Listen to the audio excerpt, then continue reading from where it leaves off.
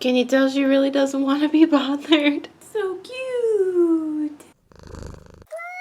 Hey guys, it's V. So today we are going to be doing another lasting impression video. I'm really pumped to try this product out because it looks slightly terrifying, and that is the Covergirl So Lashy Blastpro Mascara. So I'll show you guys a little up close of that wand there. Check that thing out. It looks like a torture device. Yeah.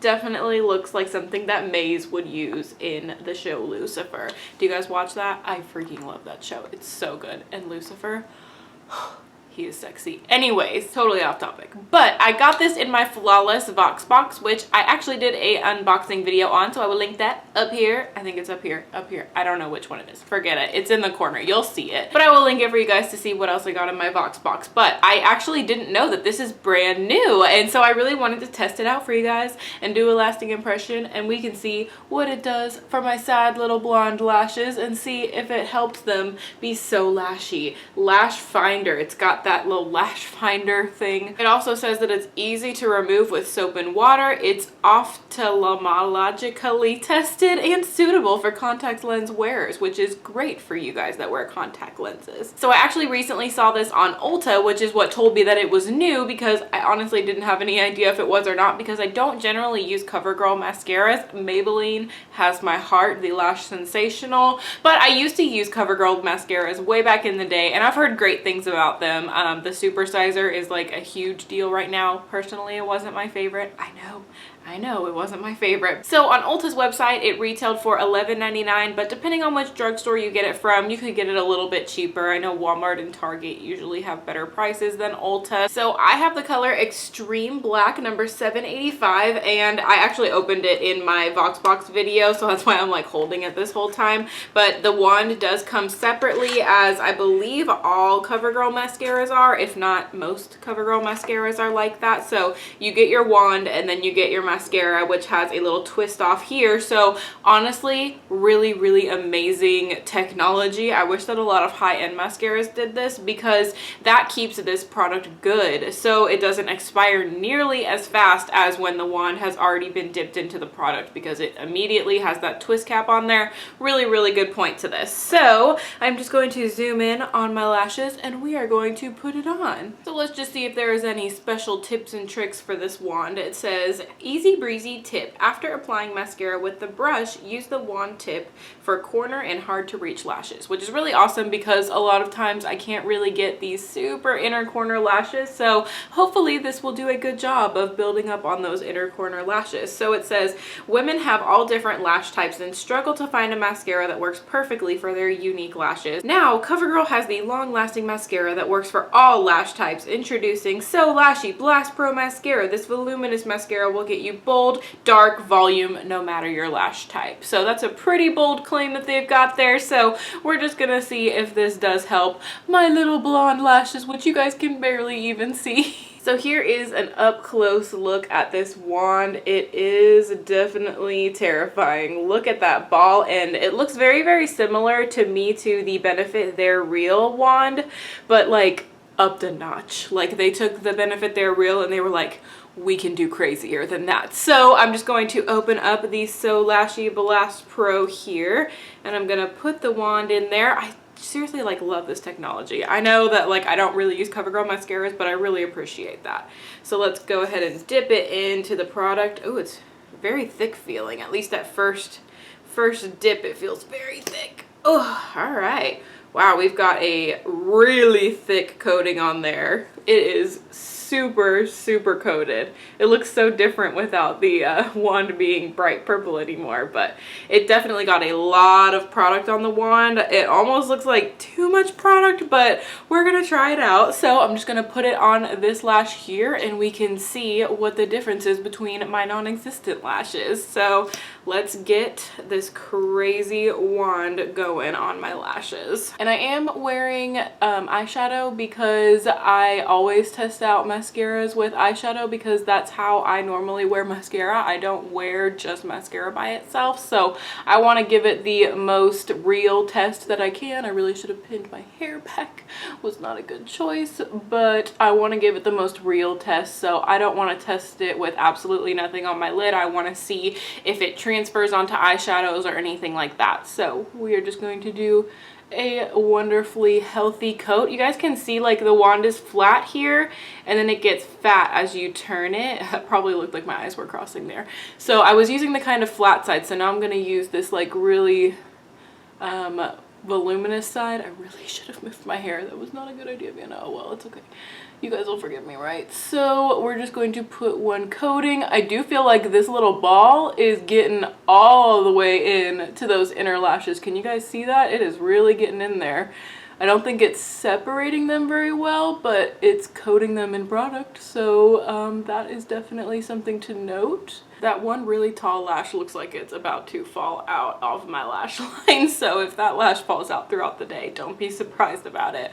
But I do think that it did a pretty good job. It definitely coated the lashes. I've got some volume at the base, not a whole lot of length. Okay, so I'm gonna go ahead and try and do this on the lower lashes. I'm not really sure how it's gonna work. Let's pray for me. Oh God, okay. Let's pray. I just feel like there's a lot of product on this one, so I'm like nervous to do my bottom lashes only because they can get clumpy real quick. So we're just gonna keep it light and it looks like it's doing pretty good. I can't really tell much of a difference from using the flat side of the wand versus the like fat side of the wand. So I don't really see too much of a difference there, but let's see if I can use this little ball to really get in the inner part of my eye. Okay, here's my thoughts on the ball so far. I think that it does a good job of getting into that inner area, but can you guys see how much product is on the ball? There is a ton of product. It didn't look like that without the product all over it. It looked like it would be a lot more spiky, but it just gathers a lot of product, so it kind of makes it hard to separate that inner area, and it kind of clumps the lashes together just a little bit. Like, I don't know if you guys can kind of see that, but it definitely looks a little, they look a little stuck together. I feel like I would need some sort of lash comb to fix that. Like these two lashes right here literally will not separate. I'm trying to like pick them apart. There we go. Okay. They finally separated, but I was doing that for like 3 minutes.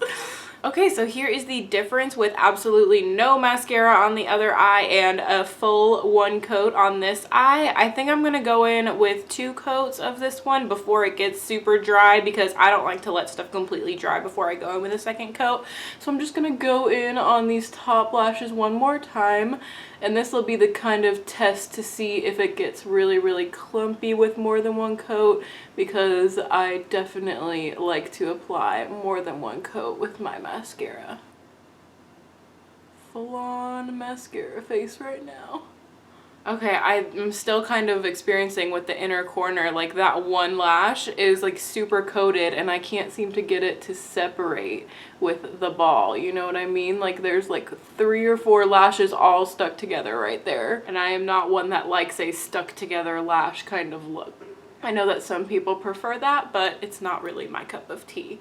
I don't really feel like with a second coat it built it up a whole lot more. I mean, it still looks fine. It's just not very different with a second coat. So maybe once I go to this eye and then go back again and we can see if it'll maybe build it up a little bit more once the mascara has totally dried. So I'm going to go ahead and do my other eye really quickly off camera and we can see what it looks like once I try to build it a little bit more. Okay, so that's one coat on the other eye, and I feel like the volume and the length definitely is a lot more noticeable on that eye. I didn't do anything different. I mean, I'm using my left hand to apply it just like this, just like I use my right hand to apply it like this. So I don't know, but it definitely looks a little bit better in my opinion on that eye. Okay, so that is one coat on this eye. I'm gonna go ahead and go back in on this eye now that it has dried and see if I can build it up a little bit more, because I really feel like this eye got built just a little bit better. Okay, I feel like that final coat did help the length of them a little bit more. God, that one lash that's like longer than all the others. Does that bother you when you guys have those?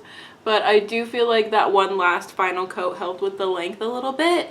It didn't really help with volume as much. I still feel kind of like the other eye has better volume, but I don't know. Let me know what you guys think. I'm gonna go in for a second layer on my bottom lashes because I didn't do that before, just to add a tiny bit more definition. Oh no.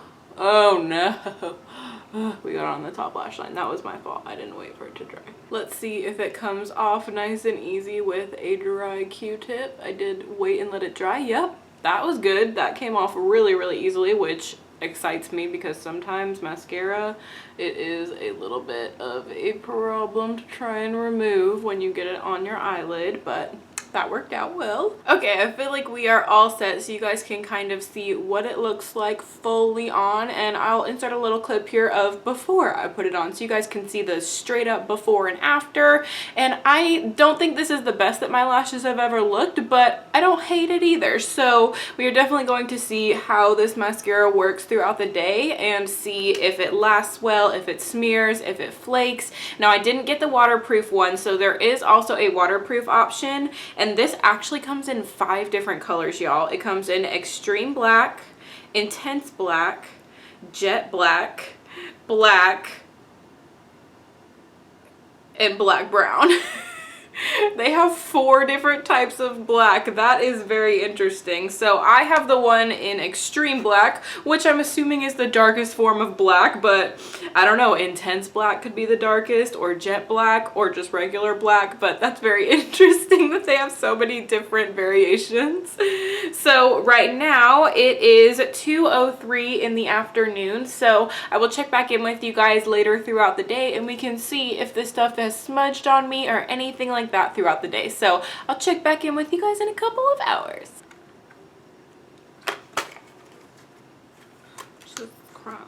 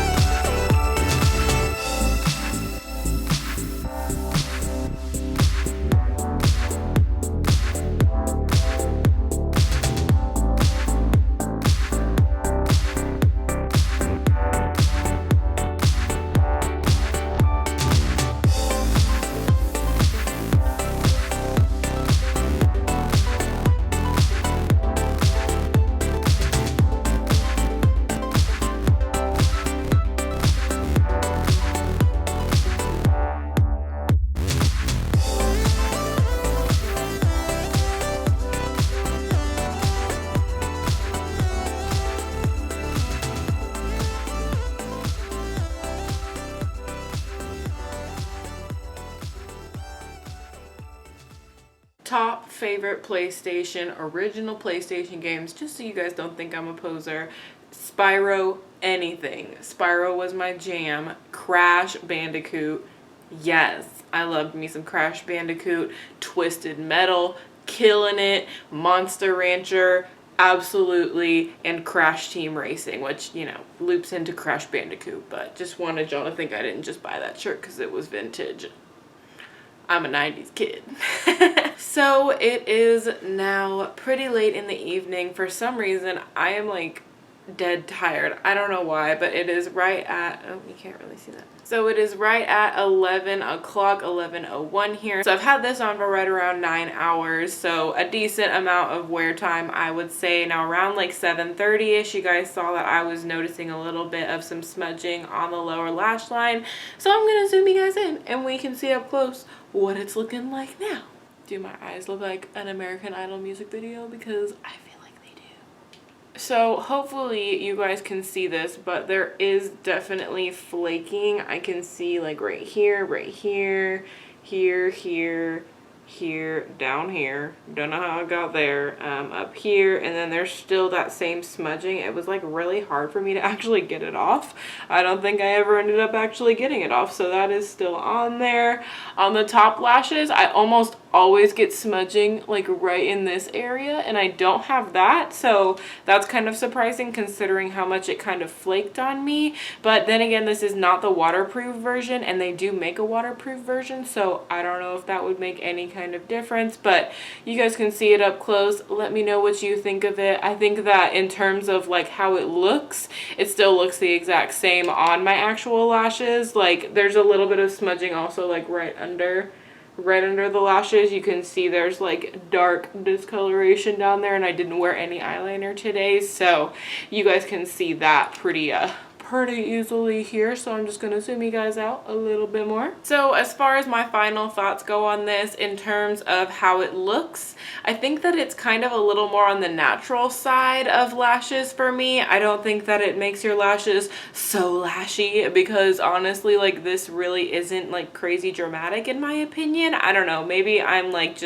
maybe I just expect a lot from my mascaras, but to me this just doesn't look like super lashy or anything like that. In terms of the longevity of it, I think it's all right. I didn't necessarily have any like strenuous activity to my eyes. I didn't rub them. There was like a slight tearing up because my dinner was extremely spicy and I was not expecting it, and I'm not a spicy girl, but I mean, I didn't like touch my eye. Literally like a tear fell and I wiped it underneath here with a napkin. It wasn't a big deal or anything. So I don't really think that the original formula has like the best lasting ability in my opinion, just because it did have a lot of flaking and definitely some smudging on the under eye. I am pretty surprised it didn't smudge on my upper lash line, but now that I'm thinking about it, it's probably because it didn't give me that much length, because usually when I use mascaras that give me a ton of length, that's when I get those like little spots on the upper eyelid area. I am interested to try this out with a primer, because I do usually use a mascara primer underneath my mascara,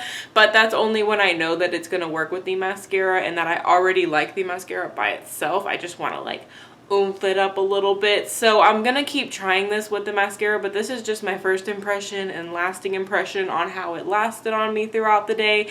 And personally, for $12, that's a little bit more on the pricey end in terms of a drugstore mascara. I would go with the Maybelline Lash Sensational over this one personally. I just don't think that it was the easiest mascara to use, especially since that little ball on the end, yeah, it got those little lashes that are in the inner corner, but it kind of clumped them together and it just took a little bit more effort to unclump them, so that's not really like what I'm looking for.